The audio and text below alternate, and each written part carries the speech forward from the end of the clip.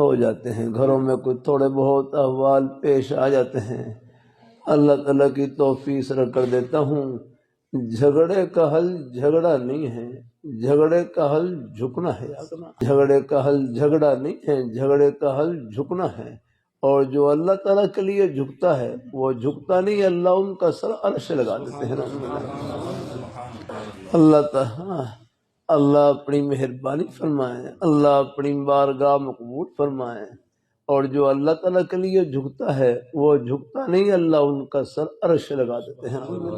معاف کر دیا کریں، درگزر کر لیا کریں، گھروں میں بھی کچھ احوال پیش آ جاتے ہیں، اللہ اپنی مہربانی فرمائے، اللہ اپنی بارگاہ مقبول فرمائے، اللہ تعالیٰ اللہ اپنی مہربانی۔ ابھی ایک بھائی ہمارے آئے، کہلے گھر میں میری والدہ ہیں اور گھر والی ان کی آپس میں نہیں بنتی، بڑا گھر ہے، ہم گھر میں تین آدمی ہیں، میں ہوں، میری گھر والی ہے اور والدہ ہے، گھر والی اور والدہ کی آپس میں نہیں بنتی۔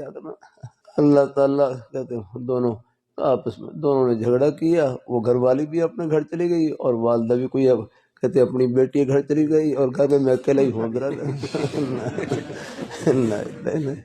بس اللہ تعالیٰ عافیت سے رکھے، اللہ عافیت سے رکھے۔ نہیں ہاں نہیں بھائی، اللہ تعالیٰ اپنی مہربانی فرمائے، اللہ اپنی حالت کی۔ یار بھائی جھگڑے کا حل جھگڑا نہیں، جھگڑے کا حل جھکنا ہے۔ ہمارے بزرگ فرمائے لگے اب گھر والی ہے نا، گھر والی فرمائے گھر والی اپنی ساس کو والدہ کی طرح سمجھے، اور ساس گھر والی کو اپنی بیٹی کی طرح سمجھے، ہاں تو اللہ پاک گھر کو جنت نظیر بنا دیں گے۔ اللہ تعالیٰ دیکھو اصلاح کی سب کو ضرورت ہوتی ہے، میں اللہ اس کو ختم فرمائے۔ اللہ تعالیٰ اپنی کہاں تک رہنا ہے، سب کنارے کے ساتھ لگے ہوئے، اللہ اپنی مہربانی فرمائے، اللہ اپنی بارگاہ میں یہاں کوئی نہیں رہے گا، یاد رہنا۔ ہاں ما عندکم ینفذ وما عند اللہ باق، جو تمہارے پاس موجود ہے وہ ختم ہو جائے گا، جو رب کے پاس موجود ہے وہ باقی رہنے والا ہے۔